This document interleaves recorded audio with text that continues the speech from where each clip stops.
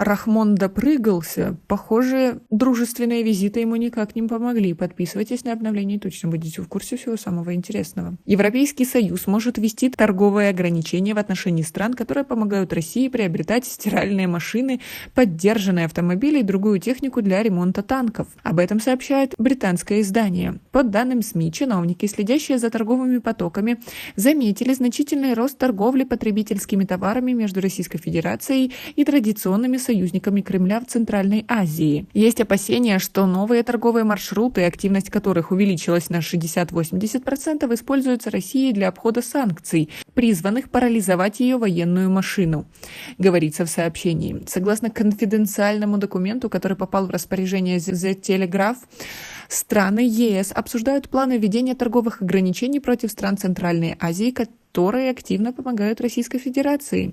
Отмечается, что если Евросоюз найдет доказательства реэкспорта в Россию, он может ограничить доступ любой страны, предприятия или физического лица к своему единому рынку.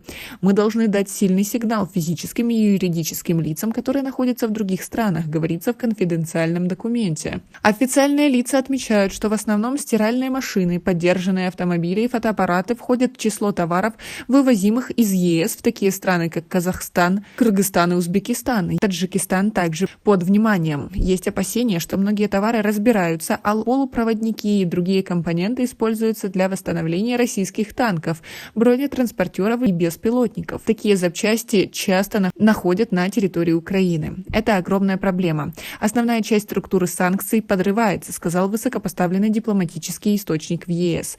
Большинство грузов, вывозимых из ЕС, направляются в Беларусь через сухопутную границу с Литвой, а затем реэкспортируются в Центральную Азию.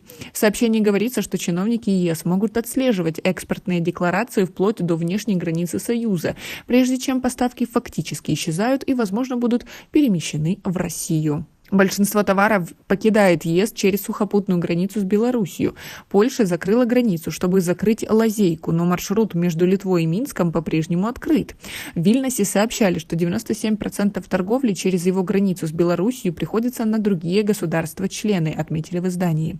Чиновники ЕС сначала планируют провести дипломатические переговоры со странами Центральной Азии, чтобы предупредить их о последствиях. Кроме Узбекистана, в список транзитных для подсанкционных товаров стран вошли Грузия, Армения, Бразилия, Китай, Индия, Израиль, Казахстан, Кыргызстан, Мексика, Никарагуа, Сербия, Сингапур, Африка, Тайвань, Таджикистан, Турция и Объединенные Арабские Эмираты. Отмечалось, что подлежащие контролю товары могут быть экспортированы в эти государства законно в качестве сырья, однако в дальнейшем экспорт в Российскую Федерацию или Беларусь за счет дополнительных перевалочных пунктов в ряде случаев запрещен.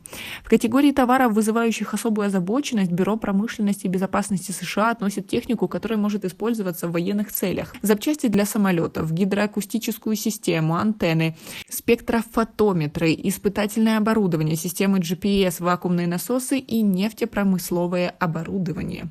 Как вы относитесь к такой ситуации и к тому, что Таджикистан может из-за этого всего пострадать? У нас пока на этом все. Оцените наши видео подпиской и лайком. До скорой встречи.